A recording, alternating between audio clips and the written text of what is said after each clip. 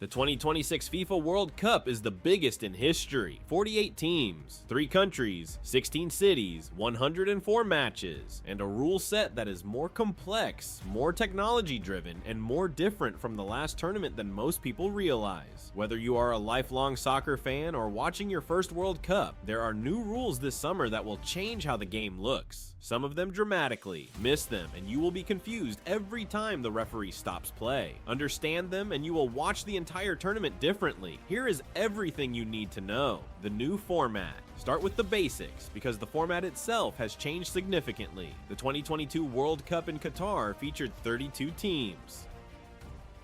The 2026 World Cup features 48, a 50% expansion that makes this the largest tournament in the competition's history.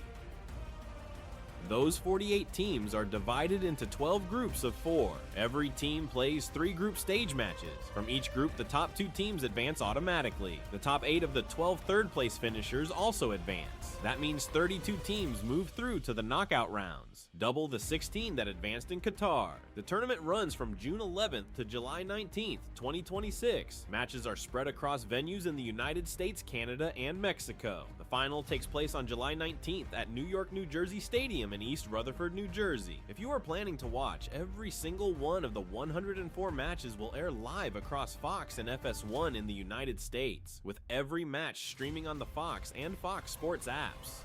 How teams tie-break in the group stage. When 2 teams finish level on points in group play, 7 factors determine their final standings in order of importance.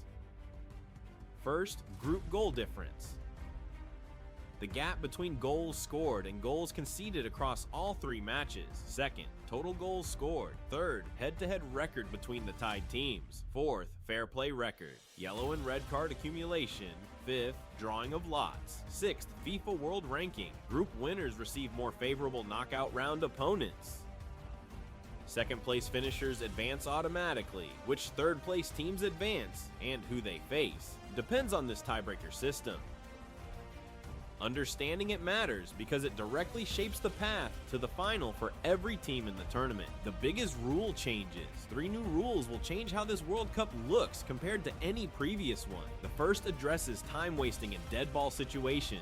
Referees at the 2026 World Cup have the authority to start a 5-second timer if players are taking too long over throw-ins or goal kicks. For substitutions, there is a 10-second timer. If a player being substituted off takes longer than 10 seconds to leave the pitch, the incoming player is not allowed onto the field for 1 full minute. 1 minute in a tight game can produce a goal. This rule removes the incentive for deliberate substitution delays entirely. The second change addresses injury simulation.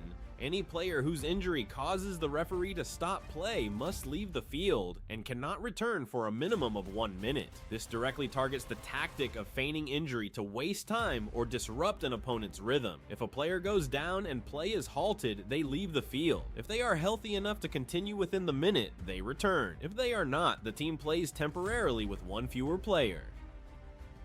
This rule should produce a measurable reduction in the simulation that has frustrated fans and neutrals for decades. The third is the cooling break system, which we will cover in detail shortly. VAR, what it is, and what has changed. VAR stands for Video Assistant Review. It is a system introduced at the 2018 World Cup that allows a team of officials reviewing video footage to advise the on-field referee when a clear and obvious error may have been made. The primary situations VAR addresses are goals that may involve offside or fouls, red card decisions, and penalty kick award. For goals, the system uses automated tracking to determine precisely whether the ball crossed the goal line. For offside, the same automated tracking determines exactly where attacking players were positioned relative to the last defender when the ball was played. For fouls and handballs, the VAR team reviews footage and advises the referee, who makes the final call at their own discretion. For the 2026 World Cup, VAR's scope has been expanded in 2 specific areas. First, VAR can now be used to determine whether a ball that went out of bounds was last touched by an attacker or defender, resolving disputes over whether a dead ball situation should be a goal kick or a corner. Second, VAR can now be used to review a second yellow card decision. If a player is shown a second yellow, which results in an automatic red card and ejection, that decision can be reviewed. All VAR decisions for the 2026 tournament will be coordinated from a central hub in Dallas, Texas. Cooling breaks. This is the most visually obvious change for anyone watching the 2026 World Cup for the first time. There will be mandatory cooling breaks in every single match, one in each half. They occur around the 22-minute mark of the first half and the 67-minute mark of the second half. Each break lasts approximately 3 minutes and happens when a natural stoppage in play occurs near those time marks. These breaks are not conditional on temperature or weather. They happen in every match regardless of conditions. Players hydrate, cool down in hot conditions, and coaching staff can communicate briefly. The breaks also give broadcast coverage a natural stopping point for analysis. The timing is not exact. The referee waits for a natural stoppage near the prescribed minute mark rather than halting active play. In practice, every match will be divided into roughly 4 segments of play, with halftime and the 2 cooling breaks as the natural divisions. Yellow cards, red cards, and suspensions. A yellow card is a formal warning. A red card is an ejection. A player who receives a red card is removed from the match immediately and cannot be replaced. Their team plays the remainder of that game with 1 fewer player. A red card can be issued directly for a single serious foul, a dangerous tackle, a deliberate handball that prevents a clear goal-scoring opportunity, or violent conduct. It is also issued automatically when a player receives their second yellow card in the same match. In terms of tournament-wide consequences, a player who receives yellow cards in 2 separate group stage matches is suspended for the following group game. However, yellow card totals are wiped clean twice during the tournament, once after the group stage concludes and once after the quarterfinals. This means a player can accumulate yellow cards in the group stage without those cards carrying into the knockout rounds.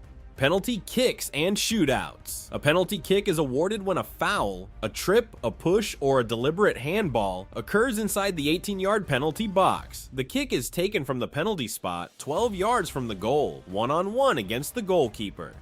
All other players must remain outside the box and cannot move until the taker begins their motion. Penalty shootouts only occur in the knockout rounds, never during the group stage. If a knockout match is still tied after 90 minutes of regulation, the game moves to extra time, 2 15-minute halves. If the match remains tied after extra time, the penalty shootout determines the winner. In a shootout, each team selects 5 players to take kicks. The team with the most goals after those 5 kicks advances. If the scores are still level after both teams have taken their 5 attempts, the shootout continues in alternating sudden death kicks until a winner is decided. 1 additional substitution is permitted during extra time beyond the 5 allowed in regulation. Offside, handballs, and free kicks. Offside is called when an attacking player is positioned beyond the last defending outfield player at the moment their teammate plays the ball. Being in an offside position only becomes an infringement if the player in that position actively participates in play, receiving the ball, or affecting a defender's ability to challenge. An offside call results in a free kick for the defending team from the spot of the infringement. A handball is called when a player's hand or arm, from the fingertips to the bottom of the armpit, deliberately or unnaturally contacts the ball in a way that prevents or creates a scoring opportunity. Handball interpretations vary across competitions and federations.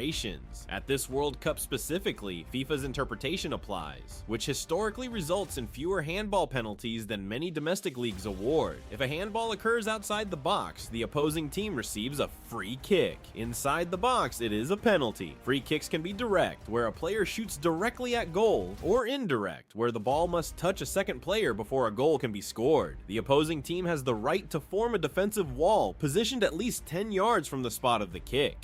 The officials. Each 2026 World Cup match is managed by 3 on-field officials and a 4th official on the sideline. The center referee operates in the field of play, managing all fouls, yellow and red cards, and the start and end of each half. The 2 assistant referees run the touchlines, monitoring offside, determining which team last touched the ball before it went out, and advising the center referee on incidents in their line of sight. The 4th official manages substitution boards, announces added time at the end of each half, and supervises the technical areas where coaches and substitutes are stationed. Above all of them sits the VAR system, 20 video assistant reviewers coordinated from Dallas, monitoring every decision in real time across all concurrent matches. The 2026 World Cup will have more than 52 whistle-carrying referees on site, over 20 more than were used in Qatar.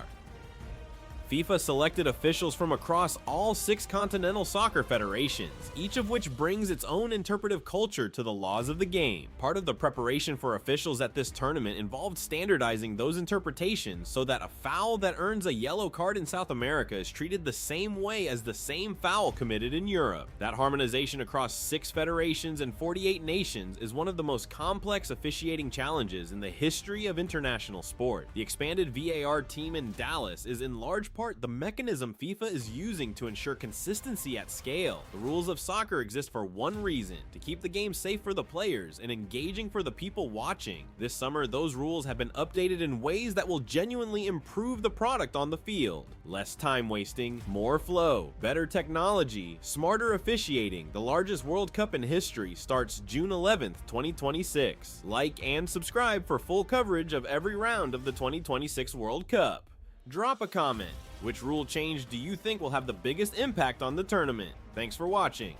But that's only the beginning, because this isn't just a bigger World Cup, it's a faster one. Every stoppage is now under heavier scrutiny. Time-wasting tactics that once quietly killed momentum, much harder to get away with now. Players going down injured will no longer freeze the game for free. If play stops for them, they're off the pitch, and the clock doesn't wait. That means teams will have to think twice before faking contact just to break rhythm. Referees also have more tools than ever before. VR isn't just for goals anymore. It's being used to correct decisions in real time, faster than ever. Semi-automated offside technology is now trimming down delays that used to take minutes into seconds. Every inch, every touch, every shoulder lean is being tracked. And with 48 teams in the tournament, depth matters more than ever. Squads aren't just about stars anymore, they're about endurance. Every second on the pitch truly counts.